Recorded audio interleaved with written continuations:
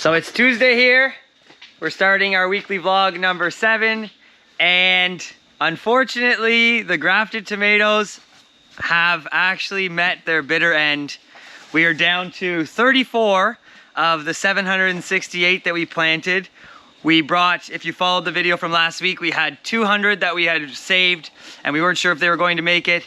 And then what feels like maybe fate stepped in and destroyed all of them, because one of the cold nights last week, our furnace tripped, the electrical tripped. And what's really funny, a whole comedy of errors, if you followed the videos from the past, you know that our controller in here was broken, so I didn't get an alarm. And then also our backup furnace is also broken and we're waiting on parts. So typically that would just kick in manually and cover us. But everything is broken and the tomatoes were just maybe meant to not make it. So we've made alternative arrangements, but it's a sad fate that the grafted tomatoes have met, and definitely not the start to the season we're looking for, but we're taking it in stride and moving forward. So this is the third and last time we'll move the wall. I'm just taking it down now, and it will be another about 20 feet that we're adding here, and that should be enough for the nursery for what we need for the spring.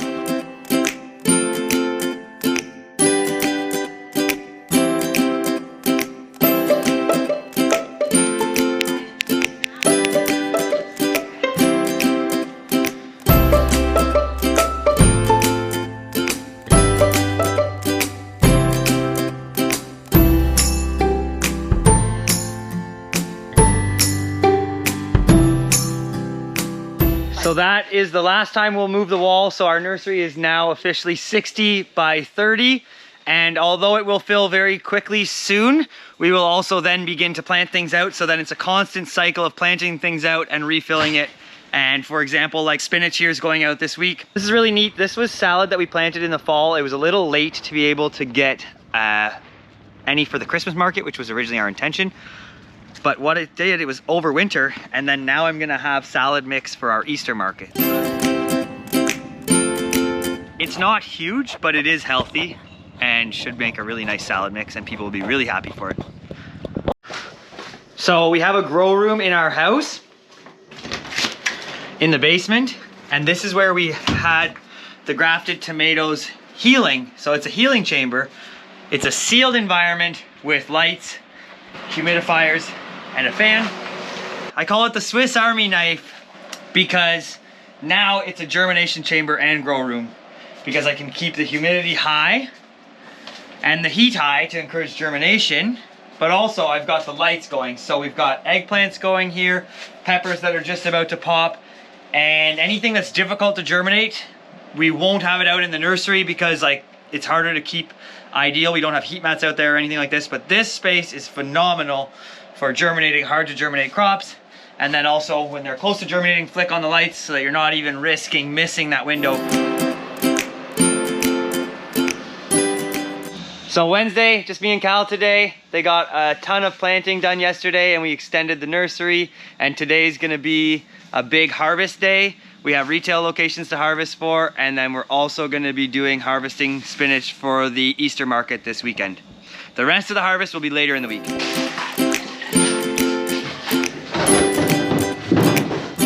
So this is our wash station. We had a lot of stuff stored in here over winter. It's all out here now against the barn. So this stuff can sit outside over the winter, and we have done that in the past, but the prior year was really snowy and I couldn't get at any of it in the spring. I had to like dig it all out. I was even using like boiling water from the kettle to like unstick some of it from the ice. So for that reason, we stored a lot in here this year. And then every spring we kind of take all of the clutter from the prior year and get it organized. A little bit of Marie Kondo.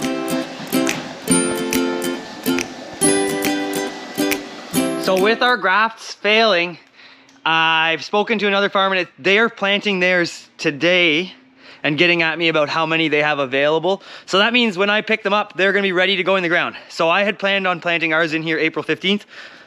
The reason I'm mentioning this is that our winter rye is huge. This experiment. So what I need to do is mow this week and tarp it. We always have aisle tarps in here anyways for between our tomato beds. So I already have them in the corner over there.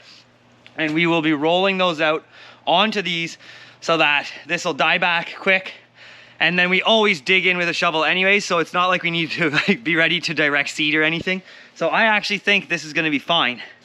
And we'll plant those next week. With any sort of menial task, there's two principles to increase the speed. We're going to decrease the distance and decrease the frequency. So that means spinach is a phenomenal example. You're gonna wanna keep your tote as close as possible to where you're harvesting, because that little distance that you bring your hand to and from it is going to increase the amount of time it takes if it's further. And then also decreasing the frequency means filling your hands as much as possible. You're not just taking one leaf and dumping it. So the reason I make these principles is that then our crew can do that same concept with everything. All right, so Cal, I didn't get a chance to get it, but she got the spinach all dunked and washed, and then we used the spinner.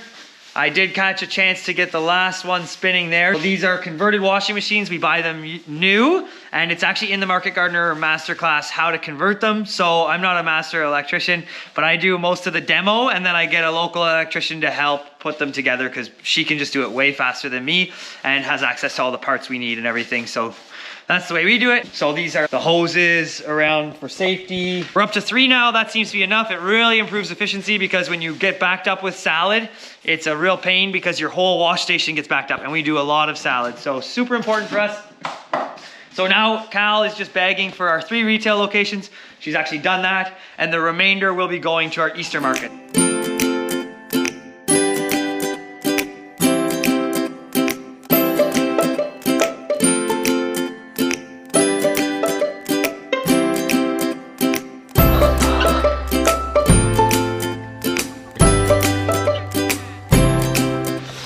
We cleaned the coop for those gals and gentlemen, and it was very stinky from over the winter.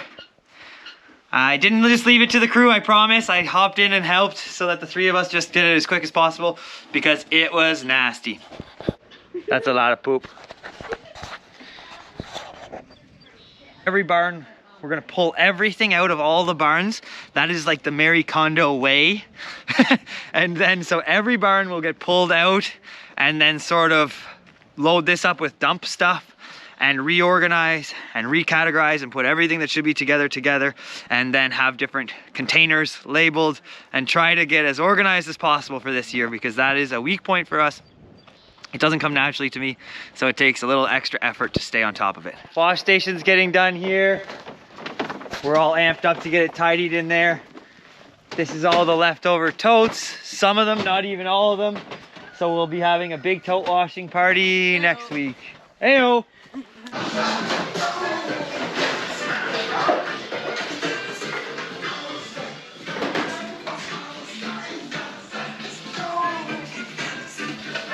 What do you think, Kyle? Looks gorgeous. It's so nice.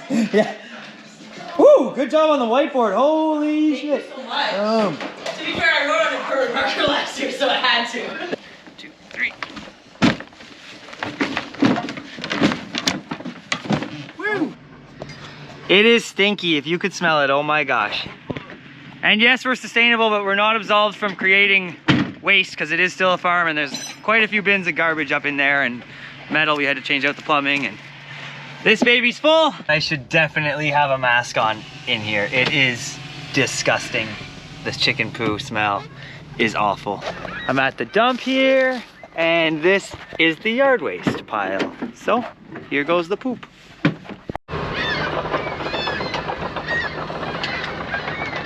All right, let's see what it looks like in the coop.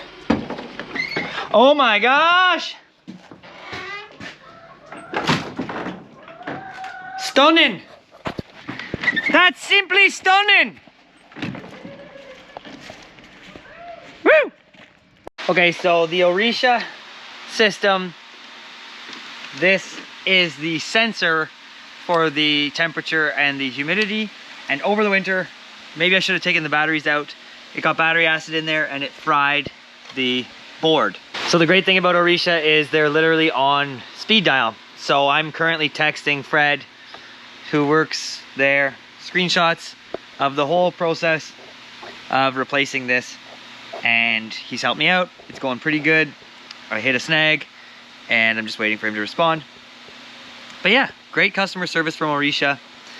Another thing I love about them is that, like, in the automation world, it can be really intimidating because you don't know what you're gonna need once you get automation, whether it be automatic roll-up sides or a furnace or things like that. But they work with farmers and growers so they can advise you, and they even now just have they used to just tell you what to get for the automatic roll-up sides, but now they sell a package that actually includes it all. So you literally just get everything you need to get automation for your roll-ups, and then the next step might be your furnace or your fans or whatnot.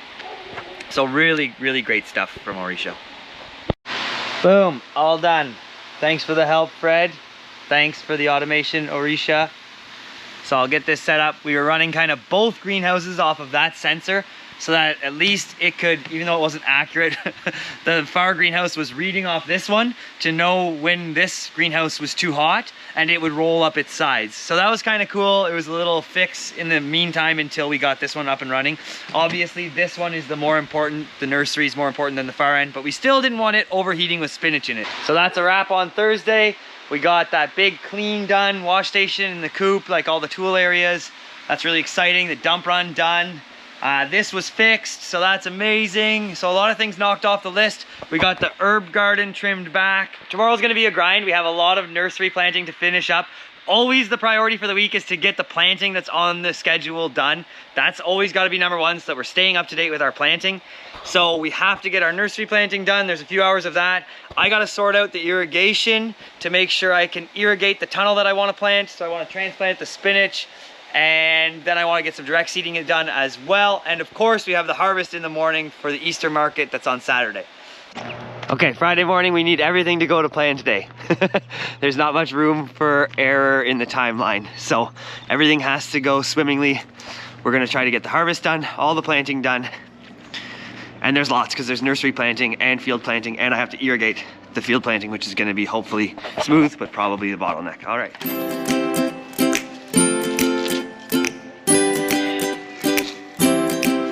This is the second time we've done this. It's unintentional, overwintered Salanova. Not only looks gorgeous, but it tastes phenomenal as well. The yields are actually pretty impressive. These aren't fully grown yet. And I think we'll even get a second cut now that things are speeding up, and they look really healthy and taste great. So big thumbs up.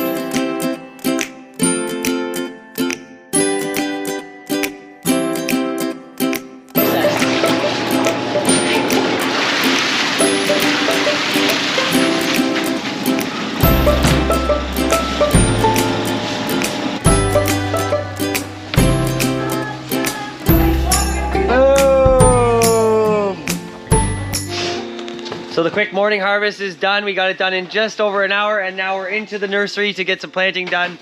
Lots of Salanova. We have 28 trays of that. We're gonna try to have that done before lunch, and then some flowers. And then after lunch, hopefully we have time to get the irrigation going, set up, and the planting done in the cat tunnel.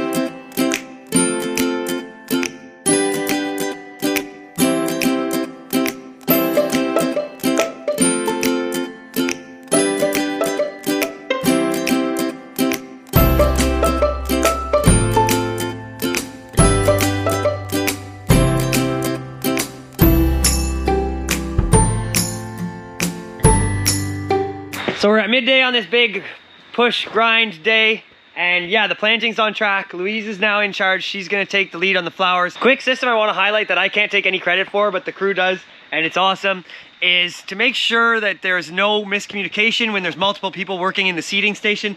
We pre-label the trays and count them. So in the case of the Salanova we just did, Cal went ahead and counted out 28 trays.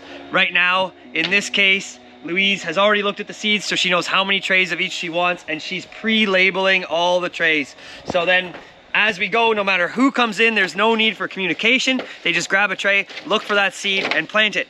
And then we don't have to double back anything, etc. You get it. It's awesome.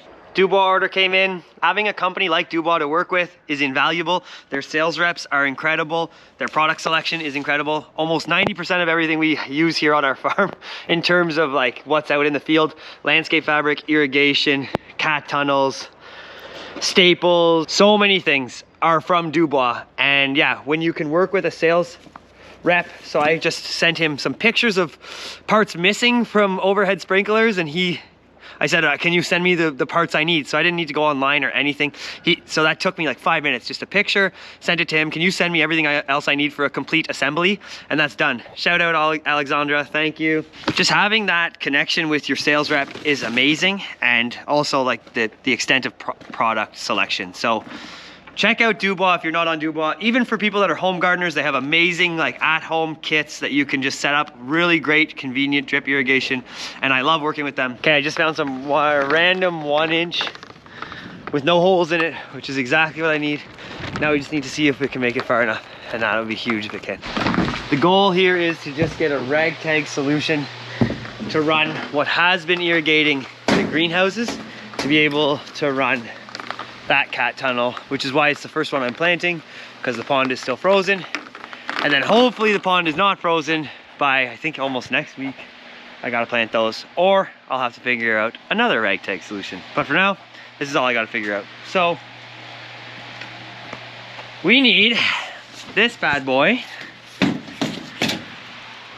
combined with the one I just showed that's now on the ground to reach there. It was so close. It's like 5 feet short. I think I can just reroute it through the side of, there's a little hole in the plastic in the side of the tunnel, so that'll do it, I think.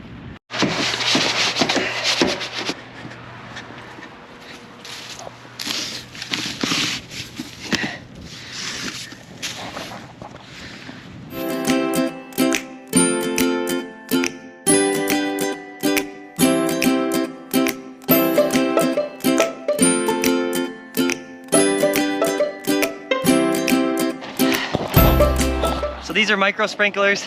There's another way to do this in cat tunnels where like you hang the sprinklers across the top. That is the preferable way, but these work. So they cover 4 beds, really nice. And yeah, they just snap in. So this goes in here. There we go.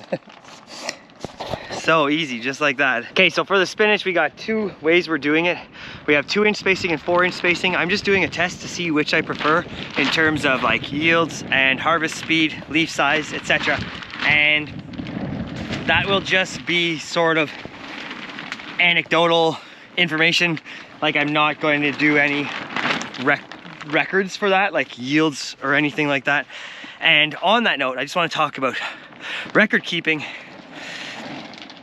It can be super important, and people often don't know what records to keep. We keep the records that we feel we need. So I don't think I'm gonna need to know exactly how many pounds off each bed is harvested of the spinach. I'm gonna be able to tell by just asking the crew which they prefer, and we're gonna note which is which, and we're just gonna be able to see this one was easier to pick and it gave more yield per square foot. That's enough information for me. So last year, our heirloom tomatoes in the greenhouse, we were spending a lot on propane, so I wanted to make sure they were profitable. Of course they are, but we were tracking all the harvest time, all the trellis and pruning time, how many people, so the total time, and then tracking every harvest, how much weight came out. And then at the end of the year, I was able to calculate like how profitable that was. So that's the most intense calculation we've ever done. But you just keep the records you need. So for us, anytime we're planting, we're recording the date. Anytime we're transplanting, we're recording the date. So it's all in the same location. It's gonna be different for everyone, but I recommend that for sure, with a location for notes as well. So anything that pops up, you can make note of like, this was weird. And then next year when you go to look at your planting schedule or your direct seeding schedule, all the notes are right there.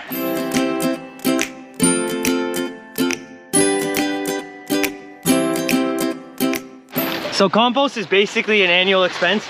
Once a year or more, depending on sort of what we're planting, we put compost on every bed, just because you need that organic matter and sort of to replenish more of those other like macronutrients that the soil needs. So this is the paper pot transplanter. We showed you planting into the paper pot trays. It's great for crops that need to be transplanted, that are like plentiful, that need close spacing. So things like spinach, it's amazing. Cilantro, dill, scallions, fennel, kohlrabi, onions. It's amazing for all of those crops. I'll show you it right now with spinach.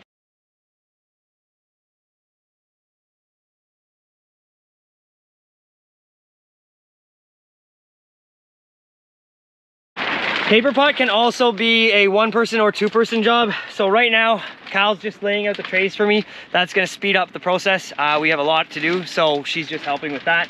If you're doing something like beets where it can be a little bit annoying, sometimes it's a 2-person job, you need that backup of someone like helping fix the paper pots or tuck them in or things like that. Right now the spinach is going in really well, so it's just 1 person for planting. I'm doing fine, but she's just gonna help set them out so that it's quick changes for me. They're right where I need them. So we go 2 at one end because they're 2-inch spacing, so we're doing 4 rows. So there's 8 per bed.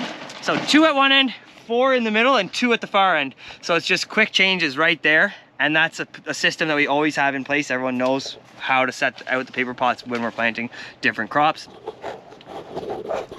And then, what do you have to do, Cal, after this? I'm gonna get direct seeding ready, I think, for this. Heck yes. Yeah. So we're gonna hammer out the direct seeding. And fill some gaps for spinach. Fill the gaps for spinach. Then we're gonna cover everything when that's all done. Slap on the irrigation, and then go help Louise wrap up because we gotta do the micros and the shoots and pack them. And she's doing the dahlias right now, and we'll be all ready for market tomorrow.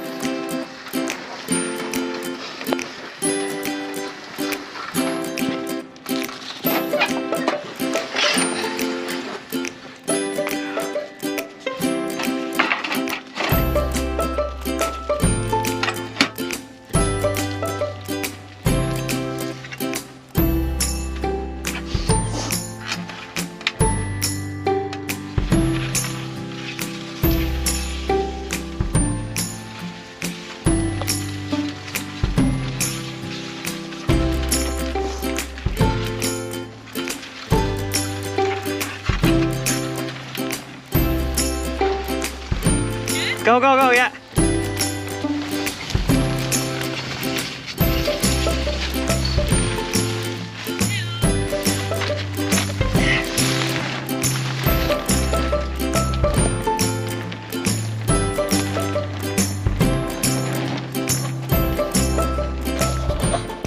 So typically we'd need a lot of sandbags, but because this is inside a tunnel, it's not gonna need a lot. The row cover is just because the spinach has not been hardened off and there's still some cold nights in our future. There's 2 different options for in here and 2 different reasons we're using 2 different covers. So spinach is to keep it warm because it hasn't been hardened off. And then we're also gonna put some insect netting on top of the direct seeded radish and turnip that we've done. I didn't get any footage of that because we were just ripping, but 1 bed of each. And that'll get insect netting right away. Then we're gonna hit the irrigation. So this is the insect netting here. It's the plastic where you can lay it right down on the crop. And that's phenomenal because then you can just set it and forget it.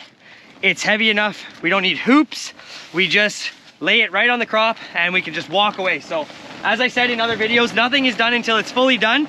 So this is awesome. We're wrapping this up on our Friday. We got the direct seeding done. I'm about to help Cal here. We're gonna irrigate, wrap up everything. Yeah, so that I'm not fighting with you, I'm gonna come to the middle and just make sure I got the same side as you. Because that's always the problem. There we go. Boom. So these little micro sprinklers are a great solution for inside the cat tunnel. And we're just gonna have to do a little maintenance to pick out some of the ones that have little holes that are dirt in them, but that's it. And the good news is these are really easy to fix. You just literally pull this whole part off. That just gives it enough to, you can even see there was dirt there. A bug or something. Our other overheads are a little more complicated to fix. You kind of have to disassemble them. It's nice that these are so easy to fix.